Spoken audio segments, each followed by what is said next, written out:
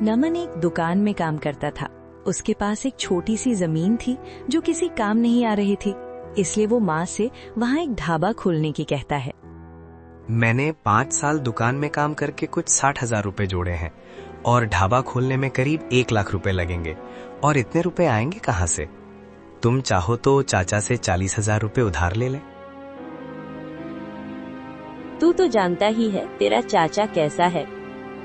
कोई बात नहीं माँ, एक बार माँ कर देख लेते हैं। ठीक है। फिर नमन अपने चाचा से उधार मांगने जाता है।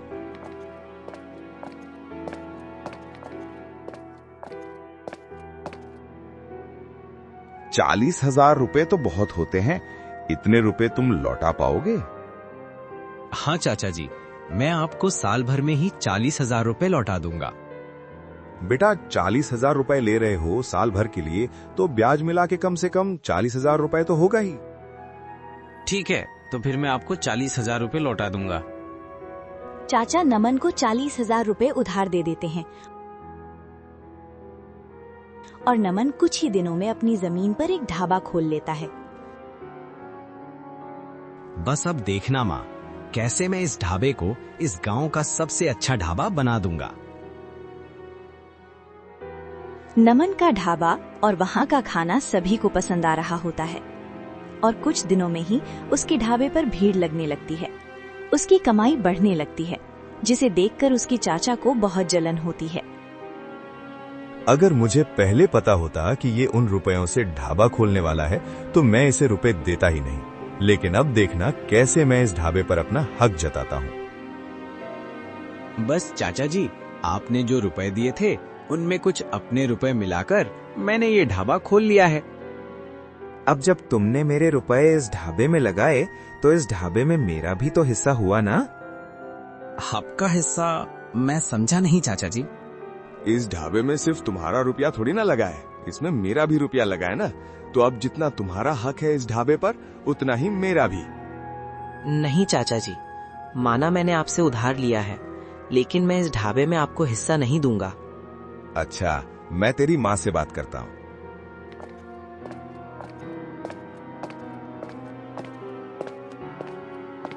ढाबे में अपना हिस्सा लेने के लिए चाचा नमन की माँ से बात करने जाता है।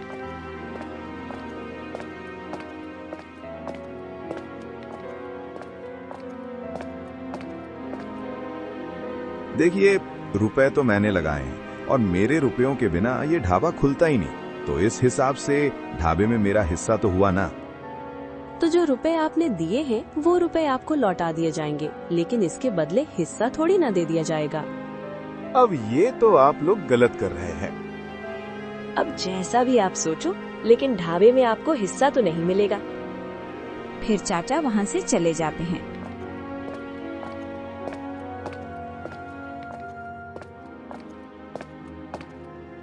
क्या पता माँ की चचा ऐसा कर जाएंगे, और फिलहाल तो मैं ये सोच सोचकर परेशान हो रहा हूँ कि चचा को कल तक रुपए कैसे वापस करें हम।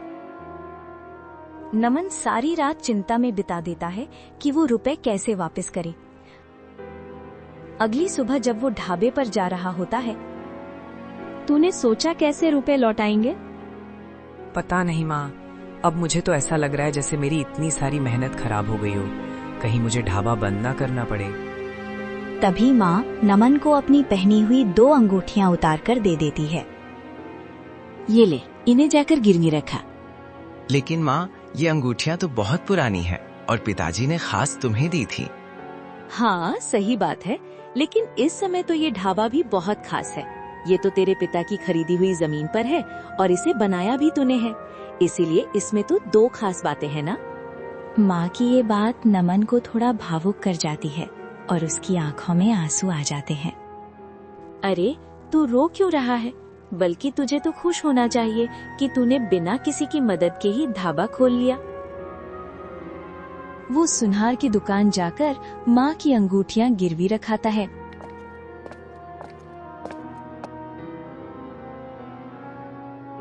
नमन सुनार से 45,000 रुपए ले आता है और ढाबे पर काम करने लगता है। तभी उसका चाचा ढाबे पर उसके रुपए मांगने आ जाता है। उसे लगता है कि आज नमन रुपए नहीं दे पाएगा। लाओ, जो रुपए मैंने तुम्हें उधार दिए थे वो वापस कर दो बेटा। ये लीजिए आपके 45,000 रुपए। तुम्हारे पास ये रुपए कहाँ से है? जहां से भी आए हो चचा, लेकिन आज मैंने एक बात तो जान ली है कि अब आपसे मैं कभी कोई मदद नहीं लूंगा। फिर चाचा वहाँ से लौट जाता है और नमन अपना ढाबा चलाने लगता है। लेकिन फिर एक दिन उसके यहाँ एक फूड इंस्पेक्शन ऑफिसर आ जाता है। चलो बंद करो ये ढाबा। क्या हो गया साहब, आप मेरा ढाबा बंद करने को क्यों कह रहे हैं? मुझे इस बात की खबर मिली है कि तुम खराब खाना लोगों को खिला रहे हो। किसने कहा आपसे ऐसा? मेरे यहाँ सब अच्छा और ताज़ा खाना ही मिलता है, बल्कि हम तो रोज सुबह ही ताज़ी सब्जियां लेकर आते हैं। अच्छा, तो मैं तुम्हारे खाने की जांच कर लूं? ऐसा घटिया खाना खिलाते हो तुम लोगों को। सस्ते के चक्कर में क्या खा रहे हैं आप लोग? अपनी सेहत का जरा भी ख्याल नहीं है आप लोगों को। और तुम ये ढाबा आज ही अभी बंद कर दो, वरना मैं तुम्हें जेल में डाल दूंगा। उस आदमी के आगे नमन कुछ नहीं बोल पाता और आखिरकार अपना ढाबा बंद कर देता है, जिससे नमन और उसकी माँ दोनों परेशान होते हैं। माँ, अब तो मैं ढाबा छोड़कर कोई और काम खोल लेता हूँ। लेकिन बेटा, अब रुपए कहाँ से आएंगे? सारे रुपए तो ढाबे में लगा दिए ना हमने। तो फिर मैं कोई और काम ढूंढ लेता हूँ। नमन बड़ा दुखी होता है और काम ढूंढने लगता है। लेकिन फिर 3 दिन बाद ही उसके ढाबे पर एक आदमी आता है, जो कि ढाबे को बंद देखकर थोड़ा चौंक जाता है। लोग तो कह रहे थे ये ढाबा बहुत अच्छा है और यहाँ बहुत भीड़ रहती है, लेकिन ये तो बंद है। आसपास पूछकर देखता हूँ। वो आदमी पास की एक दुकान में पता करता है। वो ढाबा तो बहुत अच्छा चलता था साहब, मैं खुद रोज वहां पर दोपहर का खाना खाता था, लेकिन एक दिन एक साहब आए और उन्होंने ढाबा बंद करवा दिया। क्यों? वो बोले ढाबे का खाना अच्छा नहीं है। अब वो आदमी लेमन से मिलने उसके घर जा रहा है।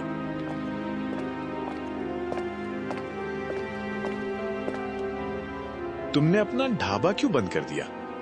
वो फूड इंस्पेक्शन वाले अफसर आए थे, उन्हें खाना अच्छा नहीं लगा और उन्होंने ढाबा बंद करने की कह दी। यहाँ का फूड इंस्पेक्शन ऑफिसर तो मैं हूँ, फिर तुम्हारे यहाँ कौन आया था?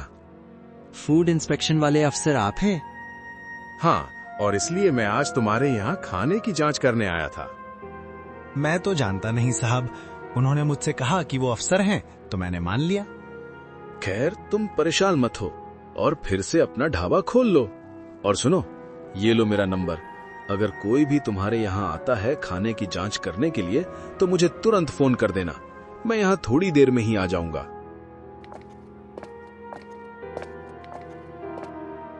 भगवान की कृपा है जो सारी समस्या खत्म हो गई और मेरा ढाबा फिर से खुल गया। नमन का ढाबा फिर से खुल जाने पर उसका चाचा जलन महसूस करता है। समझ नहीं आता इस लड़के का क्या करूं मैं। जैसे तैसे मैंने चालाकी करके इसका ढाबा बंद करवाया था, लेकिन उसने फिर से खोल लिया। लगता है इस बार कुछ खास ही करना पड़ेगा मुझे। पिछली बार तुम फूड इंस्पेक्शन ऑफिसर बन के गए थे, तब उसने ढाबा बंद कर दिया था, लेकिन उसने फिर से ढाबा खोल दिया। इसलिए इस बार तुम अपने साथ 2 लोग भी लेके जाना। आप चिंता मत करो, इस बार मैं 2 आदमी लेके जाऊंगा ताकि फिर से वो कभी ढाबा ना खोल सके। अब वो आदमी नकली फूड ऑफिसर बनकर 2 और आदमियों के साथ फिर से नमन के ढाबे पर पहुंच जाता है। मैंने तुमसे कहा था ना कि अपना ये ढाबा बंद कर दो। लेकिन अगर मैं ढाबा बंद कर दूंगा तो करूंगा क्या? वो तू सोच। आप इतना गुस्सा मत कीजिए और ये लीजिए, पहले खाना खाकर देख लीजिए। अब थोड़ी देर में ही वहाँ वो असली फूड इंस्पेक्शन ऑफिसर 2 पुलिस वालों को लेकर आ जाता है। तो आप ही हैं वो जो नकली फूड ऑफिसर बनकर ढाबा बंद करने के कह गए थे? हाँ, हम भी फूड इंस्पेक्शन के लिए आए हैं। अच्छा, तो फिर आईडी दिखाइए। बस अब उन तीनों की हवा निकल जाती है। नहीं साहब, नकली फूड ऑफिसर बनकर क्यों घूम रहा है? और फिर वो आदमी नमन के चाचा की सारी चाल बता देता है,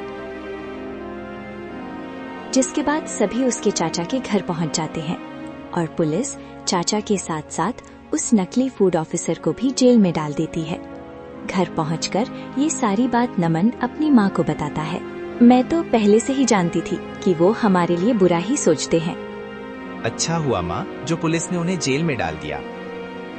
नमन का ढाबा अच्छा चलने लगता है और उसकी माँ भी एक अच्छा जीवन जीने लगती है।